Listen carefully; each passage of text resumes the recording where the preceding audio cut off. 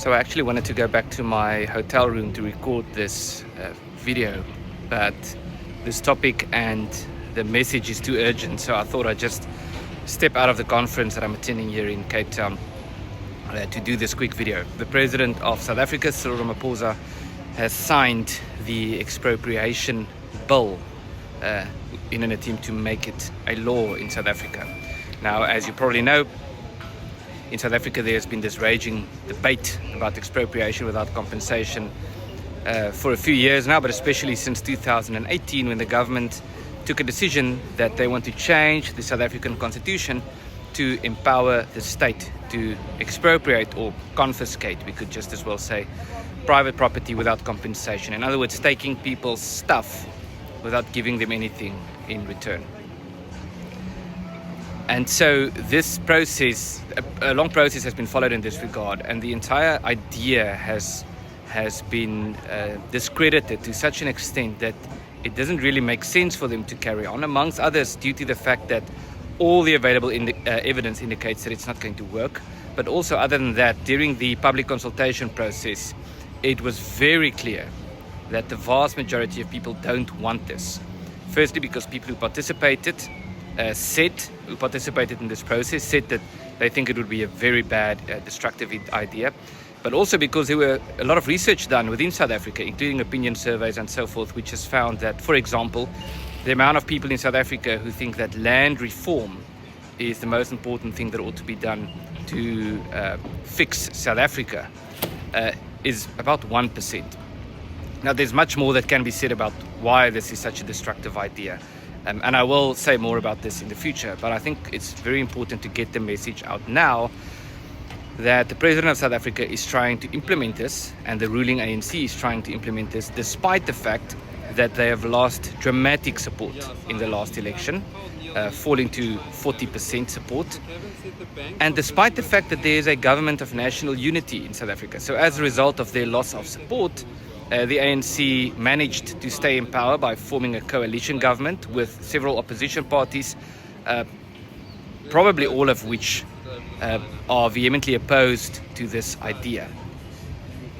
And so a lot of people sighed a sigh of relief when this government of national unity was implemented, because they thought that the ANC would now be kept in check, and also that more radical parties such as the EFF and Jacob Zuma's MK was kept out by this coalition. But what's effectively happening now is that the president and the ruling party is more radical than they were. They have become more radicalized. Since the government of national unity was implemented, they passed the Bella Bill, which is an attempt not to fix the education system, but to target Afrikaans schools by taking away the power that school governing bodies have and giving that power to the government.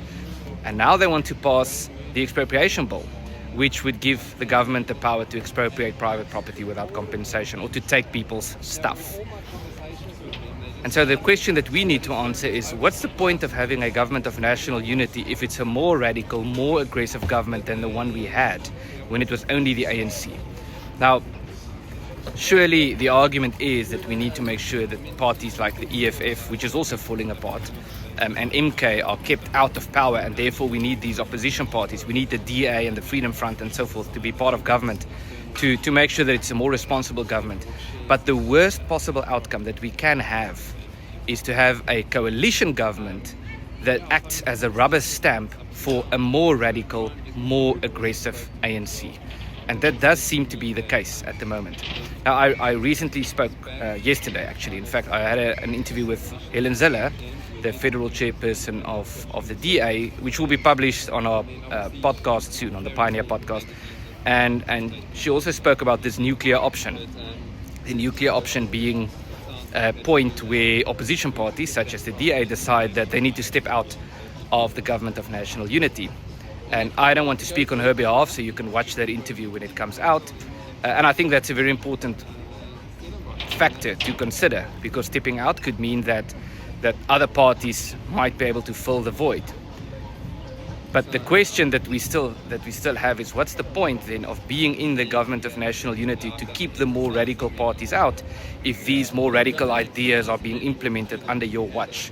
which means that the government of national unity would lose its credibility, it would lose its support, people would lose hope for this, and people would start to experience and view this as the problem, not the solution. And if these parties remain in this government of national unity and define themselves or position themselves as part of the problem, as a rubber stamp for implementing these destructive, racist, very dangerous, communist in many ways, policy ideas, then people would not view them as part of the solution anymore, but as part of the problem. And so this is a real serious thing that they would need to consider.